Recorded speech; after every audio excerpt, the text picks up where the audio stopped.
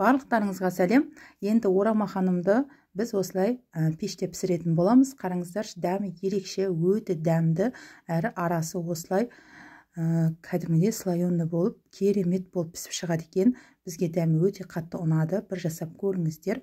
Ыдысымызға қажетінше су, тұз, сосын жұмыртқа салып, жақсылап тұзын ерігенге дейін араластырып аламыз. Оған ұн қоса отырып, кішкене қатылау қамыр елеп аламыз.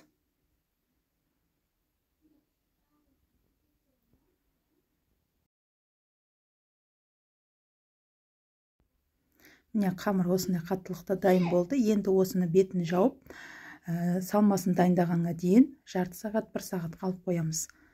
Салмасына мен пияз, асқабақ, сосын фарш қолдандым. Қажетінше қара бұрыш, тұз қосып, сочный болу үшін ішмай қосуларыңызға болады. Менде ішмай жоқ екен, оның орнына су немесе сұйық маймен ауыстырсаңыздар болады.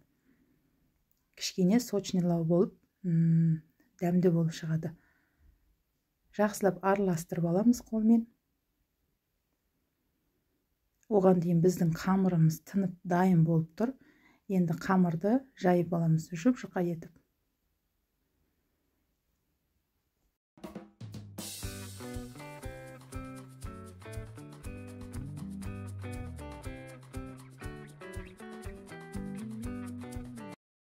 Қамырды жұқа әрі теп-тегіс етіп жайып алған соң, оған жақсылап сұйық майды бір тегісті етіп жағып шығамыз.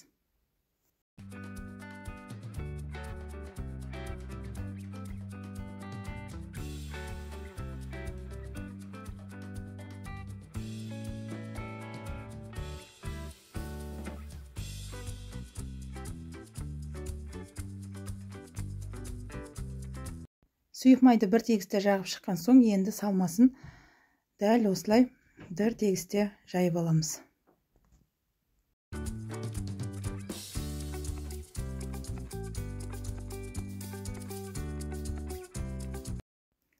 Орама етіп орап аламыз. Менде видеоға түспей қалған екен. Енді мына жерде менде үлкендеу қамыр болғандықтан жартысын кесіп алдым. Листке пергамент қағазын төсеп, осылай орналастырып аламыз жақсылап. Енді бетіне ертілген сары май жағып шығамыз.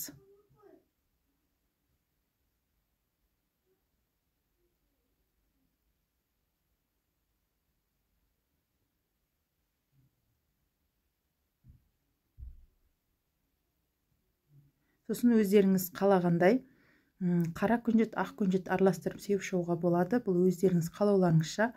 Мен ақ күнжетпен кішкене мак араластырып сеуіп шықтым. Енді осыны 180-200 градуста 35 градус пісіріп аламыз. Қызарып, әдем болып пісіп шығады. Қараңыздар, өте керемет сочный болып шықты.